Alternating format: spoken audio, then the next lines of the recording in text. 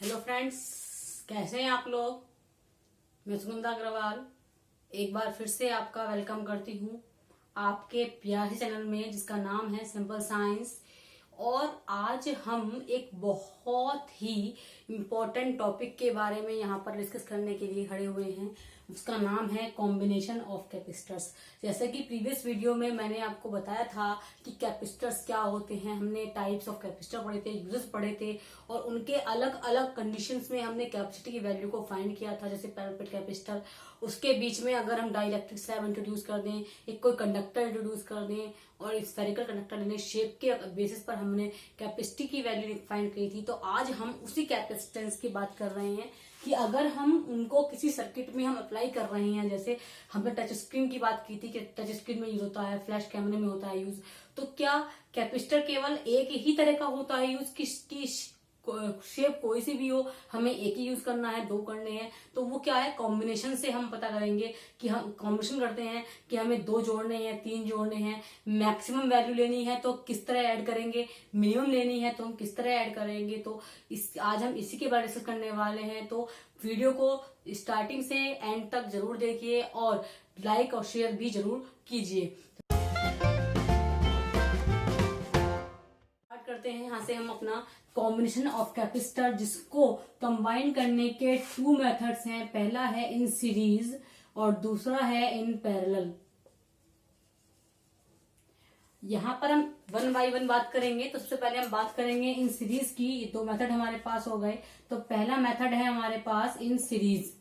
Series में का मतलब होता है एक क्रम, ऑर्डर। एक ऑर्डर में ऑर्डर का होता है कि जिसे आप जैसे कहते हैं ना कि आप रोल नंबर वाइज खड़े हो जाइए, रोल नंबर के ऑर्डर में खड़े हो जाइए अपने इवन नंबर के ऑर्डर में। तो इवन का मतलब हो गया 2 4 6 के ऑर्डर में खड़े हैं। तो पहले 2 फिर 4 फिर 6 फिर 8। तो ये हमारा हो गया ऑर्डर। तो सेम यहीं पर है कि अगर हमने यहाँ पर कैपेसिटर लिया, पहला कैपेसिटर ये है, दूसरा कैपेसिटर ये है, तीसरा कैपेसिटर ये है, दिस इज ये एक ऑर्डर हो गया। ठीक, अब हमने जो पहली प्लेट थी कैपेसिटर की, इसे हमने पोटेंशियल दे दिया, पॉजिटिव चार्ज दे दिया।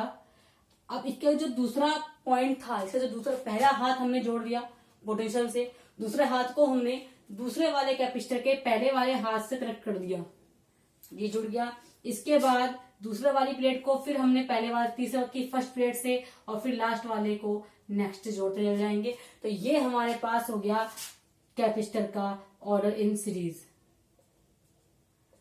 इसका मतलब है अगर आप नॉर्मल देखें, जितने भी हमें कैपेसिटर दिए हुए हैं तो उनमें से एक कैपेसिटर तो जुड़ेगा सोर्स से, बाकी के जो कैपेसिटर्स हैं वो एक दूसरे की प्लेट से ऐड होते चले जाएंगे। यानी इसकी सेकंड प्लेट इसकी फर्स्ट प्लेट से, इसकी सेकंड प्लेट इसकी फर्स्ट प्लेट से, इसकी सेकंड नेक्स्ट की फर्स्ट से, सो ऑन चलता रहेगा। ये हमारा कॉम्बिनेशन इन सीरीज हुआ। अब कि निकालना क्या है, करना कैसे है वो देखिए। सबसे पहले यहां पर हम चार्ज की बात करेंगे। तो इस प्लेट पर चार्ज Q1 हो गया, इस पर चार्ज Q2 हो गया और इस पर चार्ज Q3 हो गया। यानी सीरीज में क्या चीज कांस्टेंट रहेगी, क्या चीज सेम रहेगी, सिर्फ वो पॉइंट याद रखिए, बाकी सब भूल जाइए। तो यहाँ पर जो सेम रहेगा वो रहेगा हमारे पास पोटेंशियल सेम रहेगा और चार्ज हमारे पास अलग अलग होगा, Q1 Q2 Q3। ये C1 कैपेसिटर, ये C2 कैपेसिटर, ये C3 कैपेसिटर।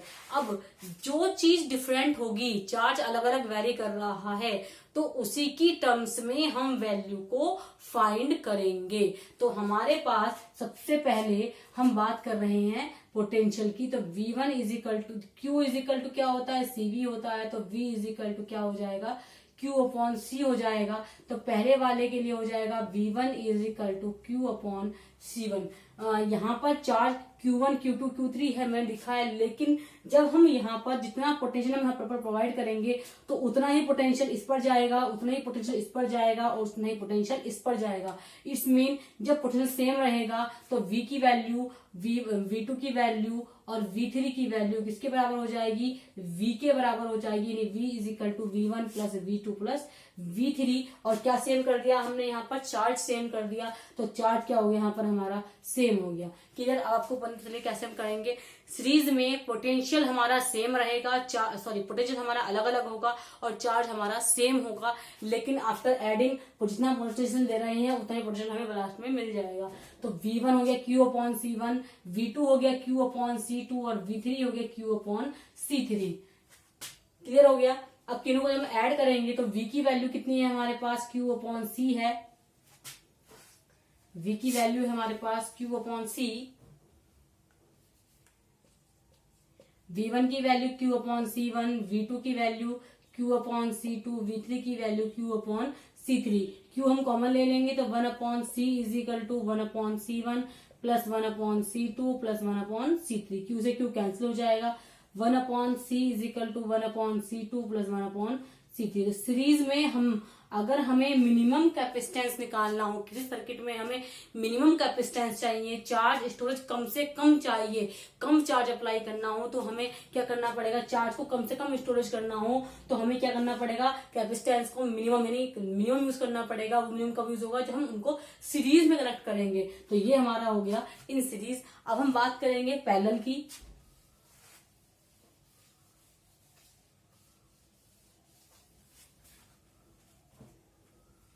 सेकेंड पॉइंट है हमारे पास इन पैरेलल।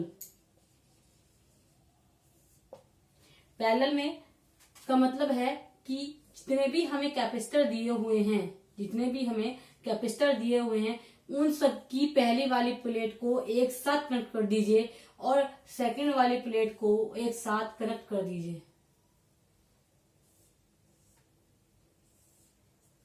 सॉरी,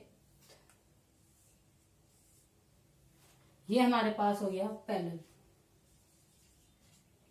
अब यहां से वोल्टेज V दे रहे हैं तो पहली वाली में हमारे पास चार्ज सेम था, लेकिन यहां पर चार्ज कैसा होगा, अलग अलग होगा। जितना पोटेंशियल हम यहां दे रहे हैं तो क्योंकि पैरेलल में है तो सारा का सारा पोटेंशियल भी कैसा रहेगा, ये पूरा V ही रहेगा, कोई चेंज नहीं होगा। बट इस पर प्लेट Q1 चार्ज, इस पर Q2 चार्ज और इस पर Q3 चार्ज प्लेस हो जाएगा। अब हमारे पास ये है C1, ये है C2, ये है C3। तो जब हमारे पास जो चीज अलग है उसके लिए वैल्यू निकालेंगे। पहले में V1 अलग था तो हमने V1 की वैल्यू निकाली थी अलग से। अब हमारे पास चार्ज अलग है तो Q1 की वैल्यू हो जाएगी C1V, Q2 की वैल्यू हो जाएगी C2V और Q3 की वैल्यू हो जाएगी C3V। टोटल चार्ज स्टोर आ जाएगा Q is equal to Q1 plus Q2 plus Q3। Q हमारे पास है CV और C1V plus C2V plus C3V। V common ले लेंगे तो यहाँ पर आ जाएगा C1 plus C2 plus C3। V से V कैंसिल तो C is equal to C1 plus C2 plus C3। This is the required derivation.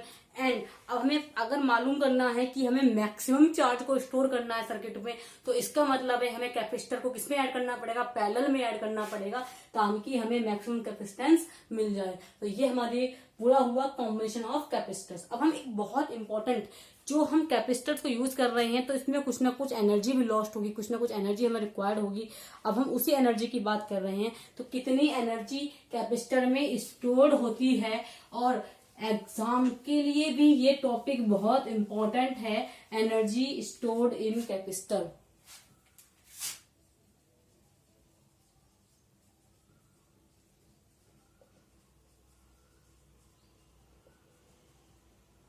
Energy stored in capacitor. अब एनर्जी स्टोर्ड का मतलब है जब भी हम किसी कैपेसिटर में चार्ज स्टोर होगा, यानी जब भी हम कैपेसिटर में वोल्टेज अप्लाई करेंगे तो उसमें जो चार्ज स्टोर होगा तो वो कुछ ना कुछ वर्क डन करेगा। वही वर्क डन क्या कहलाएगा, हमारा एनर्जी कहलाएगी। और वो कैपेसिटर में किस फॉर्म में स्टोर होगी वो देखिए। इसका मतलब है कि जब भी हम कैपेसिटर को कुछ भी एक्सटर्नल चार्ज प्रोवाइड कर रहे हैं, किसी भी कैपेसिटर में हम एक्सटर्नल चार्ज सप्लाई कर रहे हैं, तो ये जो वर्क होगा, work should be done and this is called this energy is and this work is stored in the form of energy and this is called energy stored in capacitor। अब हम बात कर रहे हैं पोटेंशियल की, charge की। तो V is equal to क्या होता है, W अपॉन Q होता है। This is the potential, V is equal to W upon Q। अब मुझे निकालना क्या है, मैंने आपको बताया एनर्जी स्टोर्ड है तो हमें क्या निकालना पड़ेगा, वर्क डन निकालना पड़ेगा। तो W इज इक्वल टू क्या हो जाएगा, QV हो जाएगा। ये वर्क डन किसके लिए निकाल रहे हैं हम, एनर्जी स्टोरिंग कैपेसिटर एक प्लेट के लिए है।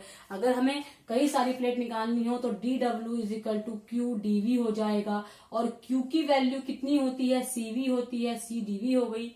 अब हम यहाँ से अगर W निकालते हैं तो इन सारी वैल्यू को ऐड करना है, यानी एडिंग का मतलब इंटीग्रेट कर दिया। C को हमने बाहर ले लिया और किसके लिए कर रहे हैं, V के लिए कर रहे हैं, V dV आ गया।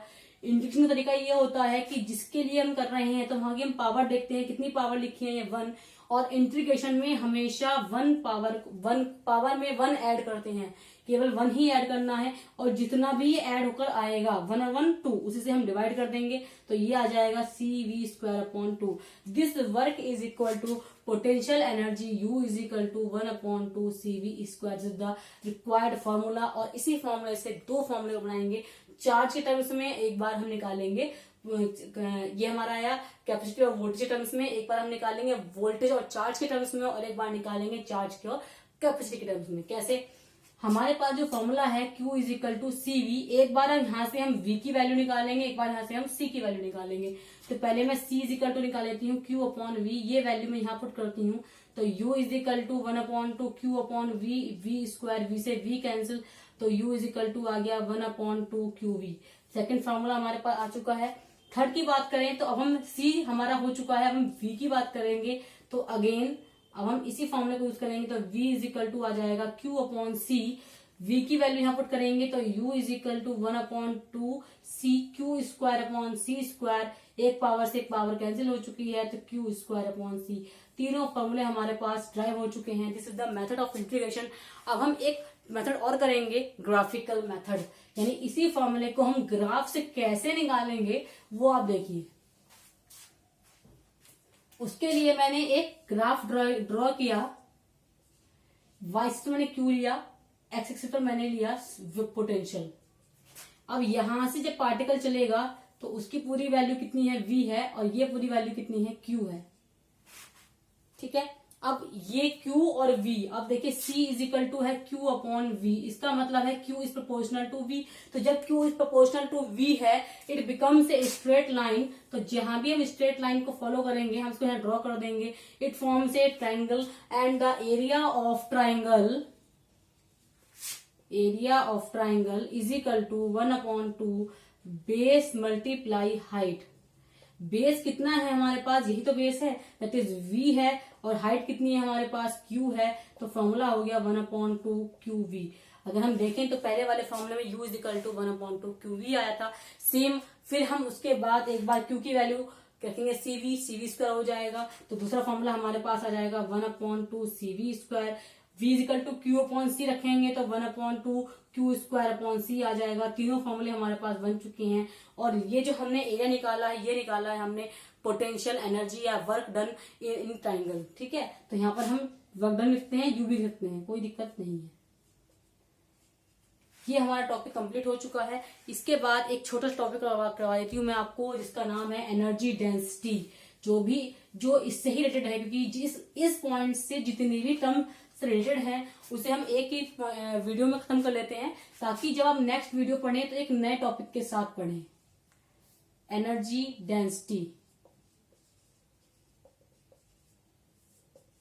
एनर्जी डेंसिटी क्या होती है, निकालने का तरीका क्या है, the distribution of energy can be given by energy density. The distribution of energy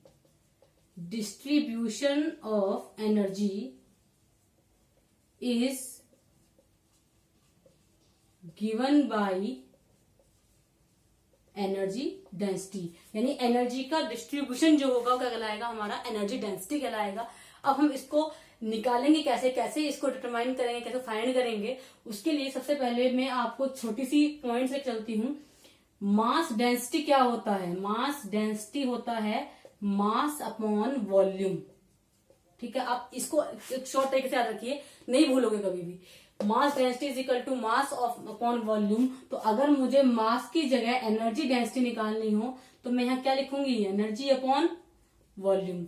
इसका मतलब है energy per unit volume is called energy density. Energy per unit volume is called energy density. अब हमें निकालना क्या है, एनर्जी डेंसिटी निकालनी है। इसे करते हैं रिप्रेजेंट हम U से करेंगे।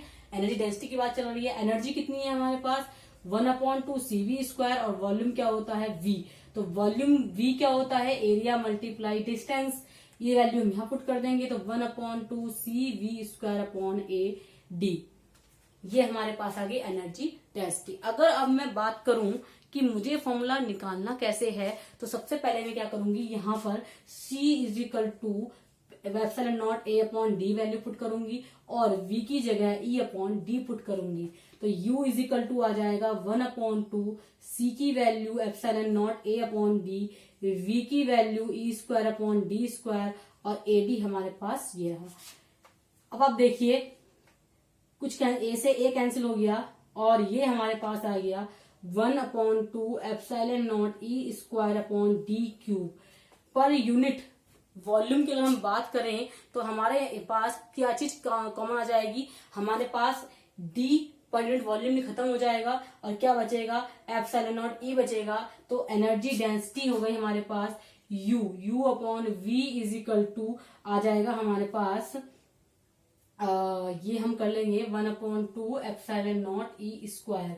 तो this is called energy density और ये होगा small u is equal to 1/0 epsilon nought E square. This is energy density. तो एनर्जी डेंसिटी को प्रूफ करने के लिए हमारे पास एक सिंपल सा फॉर्मूला था, इसके बेसिस पर मैं एक दो क्वेश्चन आपको इंपॉर्टेंट करवाऊंगी। इस वीडियो में आपको कुछ भी डाउट हो तो आप कमेंट बॉक्स में जरूर शेयर करें और मेरी प्रीवियस वीडियो को देखने के लिए एक बार डिस्क्रिप्शन बॉक्स में लिंक दिया हुआ है, आप उनको देख सकते हैं कि लिंक के थ्रू कि प्रीवियस वीडियो में इससे रिलेटेड क्या चीज पढ़ाई गई है, क्या चीज इंपॉर्टेंट थी। और वीडियो को लाइक शेयर जरूर करें और कमेंट बॉक्स में भी अपने कमेंट जरूर शेयर करें। तो वीडियो को देखने के लिए थैंक यू सो मच।